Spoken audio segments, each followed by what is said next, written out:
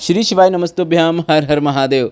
बहुत लंबे अंतराल के बाद गुरुजी पंडित प्रदीप मिश्रा जी की शिव महापुराण कथा आज से शुरू हो गई है। काशी विश्वनाथ की पावन धरा में वाराणसी में गुरुजी पंडित प्रदीप मिश्रा जी द्वारा शिव महापुराण कथा शुरू हो गई है। यह 7 दिवसीय शिव महापुराण कथा है जो कि 20 नवंबर से 26 नवंबर तक आस्था और यूट्यूब के माध्यम से दोपहर के 1 बजे से 4 बजे तक देखी जा सकती है। आज पहले दिन की कथा में शिव महापुराण कथा में गुरुजी पंडित प्रदीप मिश्रा जी ने 18 उपाय पत्र और उपयोगी जानकारियाँ दी हैं। सभी की जानकारी हम आपको इस छोटे से वीडियो के माध्यम से देने वाले हैं। अगर किन्हीं कारणवश आपने आज की कथा नहीं सुन पाई है तो संपूर्ण कथा का रस तत्व आपको इस छोटे से वीडियो से प्राप्त होने वाला है। बढ़ते हैं आज की कथा की पहली विशेष जानकारी की ओर। कथा शुरू होने के पहले सतुआ बाबा जी ने विशेष जानकारी देते हुए कहा कि यहाँ जहाँ पर शिव महापुराण कथा हो रही है, यहाँ पर जब पंडाल भी नहीं लगा था, हम भी नहीं आए थे, तब से शिव भक्त यहाँ पर आकर इकट्ठे होने लगे थे। पंडाल लगने के पहले ही शिव भक्त यहाँ पर आकर रुकने लगे थे। बढ़ते हैं आज की कथा की दूसरी विशेष जानकारी की ओर। सतुआ बाबा ने कहा, यह वही काशी है जहाँ पर भोलेनाथ ने डमरू बजाया था और साधु का भेष रखकर माता अन्नपूर्णा से भिक्षा मांगी थी। बढ़ते हैं आज की कथा की तीसरी विशेष जानकारी की ओर। गुरुजी पंडित प्रदीप मिश्रा जी ने कहा कि आज जो पहला पत्र है वह सतुआ बाबा जी के लिए ही आया है। सुनीता जी पत्र लेकर आई जिसमें उन्होंने लिखा, मैं सतुआ बाबा जी का धन्यवाद करना चाहूँगी। हमने सोचा भी नहीं था कि काशी में शिव महापुराण कथा सुनने का मौका मिलेगा। आपकी कृपा से कथा सुन रहे हैं, उसी का आभार व्यक्त करना चाहते हैं। पहले मैं बहुत परेशान रहती थी, पर गुरुजी पंडित प्रदीप मिश्रा जी की जब से कथा सुनना शुरू किया है तब से मैंने मंदिर में साफ़ सफाई का कार्य करना भी शुरू कर दिया। मेरे पति ऑटो चलाते हैं और ऑटो में बहुत काम निकलता था, बार बार ख़राब हो जाता था, पर जल चढ़ाते चढ़ाते ही बाबा ने हमें नया ऑटो दिलवा दिया और एक ही ऑटो ने हमारा घर भी बनवा दिया। बाबा की कृपा का क्या वर्णन करूँ। मेरे घर में खुशियाँ बाबा ने भर दी है, उसी का आभार व्यक्त करना चाहती हूँ। बढ़ते हैं आज की कथा की चौथी विशेष जानकारी की ओर। गुरुजी ने कहा, हमारा संकल्प था कि ज्योतिर्लिंगों में शिव महापुराण कथा हो। महाकाल की नगरी उज्जैन में शिव महापुराण कथा हो चुकी है, ओमकारेश्वर में शिव महापुराण कथा हो चुकी है और अभी आप काशी में शिव महापुराण कथा का श्रवण कर रहे हैं। बढ़ते हैं आज की कथा की पांचवी विशेष जानकारी की ओर। गुरुजी ने कहा, शिव महापुराण की कथा में स्कंद पुराण में काशी खंड कहता है, आपके मुख से काशी नाम भी निकल जाता है तो आपको काशी धाम की प्राप्ति होती है। बहुत महत्व है, बहुत शक्तिशाली है काशी नाम। बढ़ते हैं आज की कथा की छठवीं विशेष जानकारी की ओर। गुरुजी ने कहा, काशी पवित्र नगरी है और इसकी पवित्रता का ध्यान रखने की जिम्मेदारी हमारी है। नदी के घाट में अगर हम स्नान करने जा रहे हैं तो वहाँ पर हमको गंदे कपड़े तट पर छोड़कर नहीं आना है, इस बात का हमें ध्यान रखना है। और यहाँ पंडाल में बैठकर आपको गंदगी मतलब कचड़े को उठाकर कहीं दूर जाकर डस्टबिन में डालकर आना है।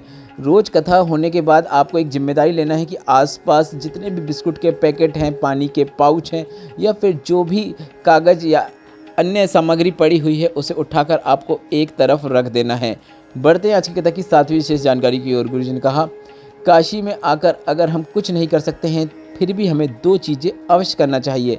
पहला, बाबा के दर्शन, काशी विश्वनाथ के दर्शन, और दूसरा, काशी में आकर थोड़ी सी सेवा हमें अवश्य करना चाहिए।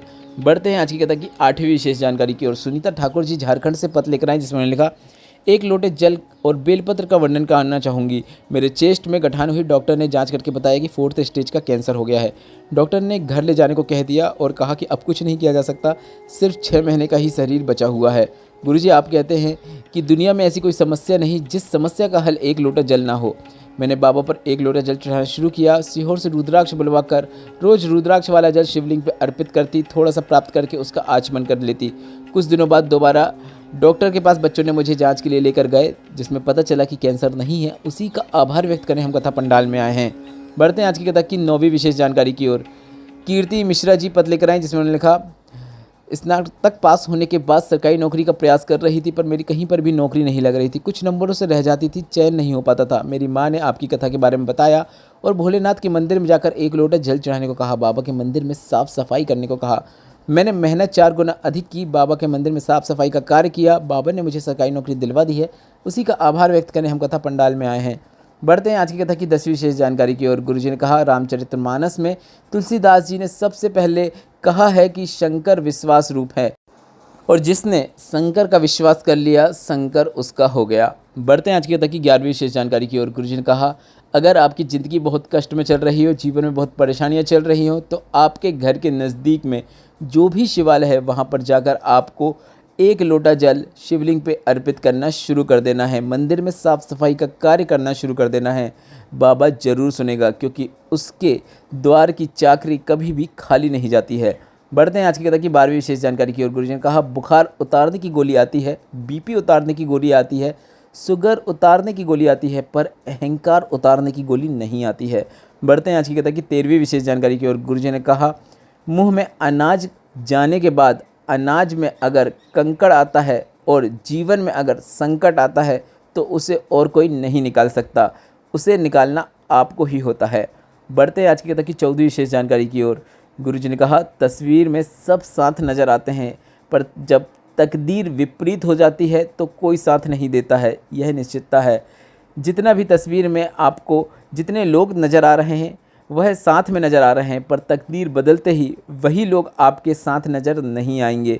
तो ऐसे समय में आपको भोलेनाथ के मंदिर में जाकर एक लोटा जल अर्पित करना है, क्योंकि ऐसी स्थिति में, तकदीर बदलने की स्थिति में, विपरीत परिस्थिति में भोलेनाथ ही आपके काम आते हैं।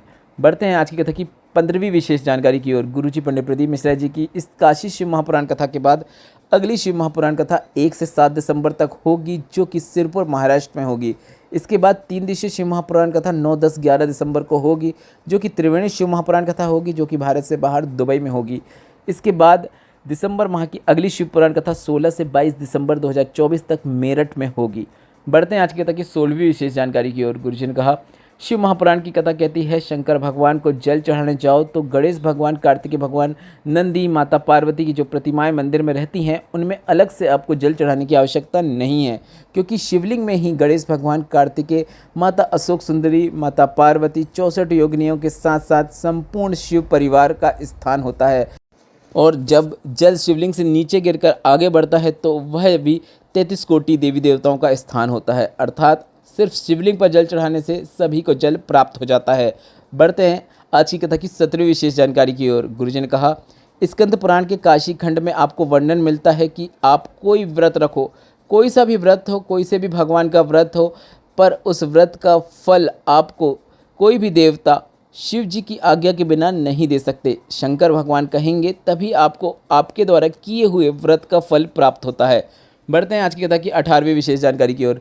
विद्या दीक्षित जी पत्र लेकर आई, जिसमें लिखा, मेरी उम्र 72 साल है, 4 साल से कथा सुन रही हूँ, 7 बार सीहोर भी आ गई हूँ। मुझे गठिया की प्रॉब्लम थी, मेरी बहू के सिर में चोट लगी, जिसकी वजह से उसे 132 टाके सर में लगे। डॉक्टर ने कह दिया कि अब इसकी सुध बुध रहे या नहीं रहे कुछ नहीं कह सकते, कोमा में भी जा सकती है और जीवन भर बिस्तर में भी पड़ी रह सकती है, पर बाबा की कृपा से मेरी बहू पूरी तरीके से ठीक हो गई है।